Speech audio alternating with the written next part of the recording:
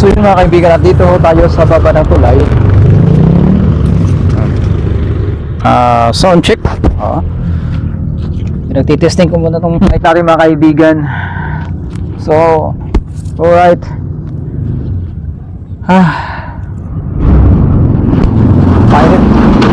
Mainit pa rito mga kaibigan. Alas 4, pasado alas 4. Pero may kainitan pa rin yung araw, no?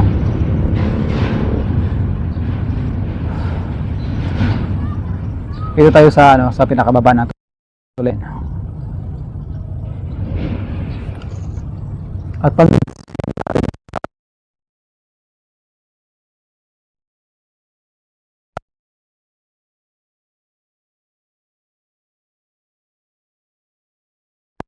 daan.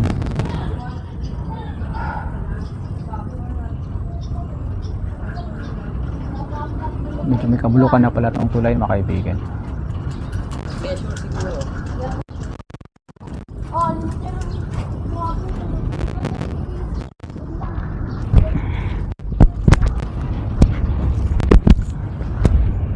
So umura ako rito sa baba kaibigan. Medyo na kita tayo dyan at baka malalaglagan tayo ng mga anong tapo ng mga bata. Kaya sumilong tayo rito may pinaka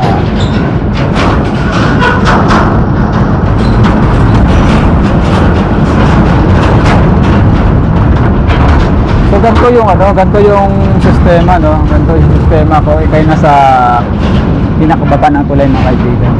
Aywan ko lang kung mga natutulog doon sa baba ng tulay, kung mga katulog talaga sila napagkat yung flooring, no, bakal.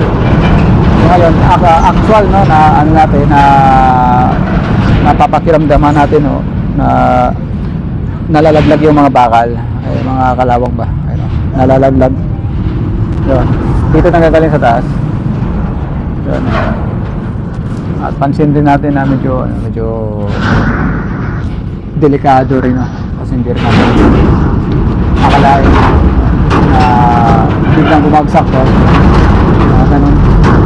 Pero sa mga taga rin sa Manila, yung mga sanay na kababayan natin na naninirahan sa baba na tulay mga kaibigan. So medyo delikado. Ayun. Ganun pa man, ibang mga kababayan natin, nakikita natin actual sa Tracy Macris, no? Nakikita ko sila doon na sa taas ng pinaka garda pa mga.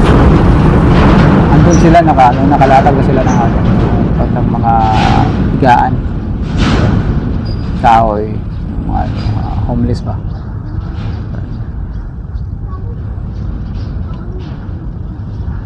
Yung mga homeless na mga kababayan natin kawawa, wala silang sapat na matutulugan.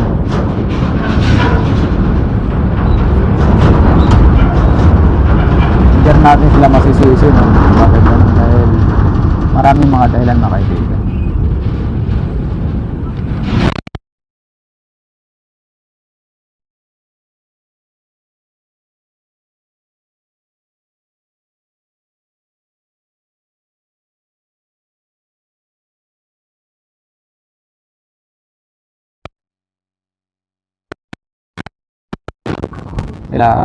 Diwata, hindi pa siya as in wala pa sa kanyang kasikatan bilang isang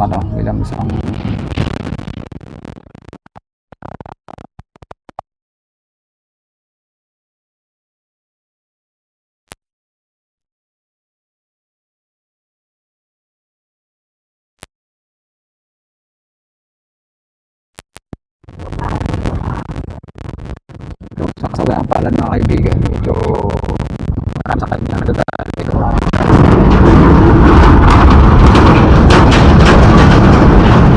Sa kanyang mga ugali na hindi magandang ipinakita, no, sa mga kababayan natin.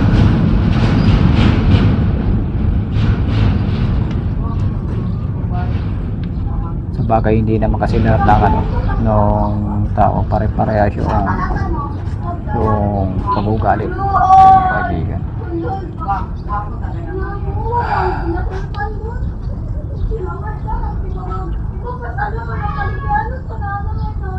Ah.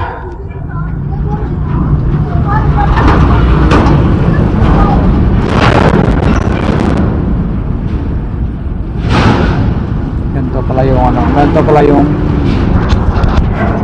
pagramdam mo sa ganito ka na natutulog, nahiga.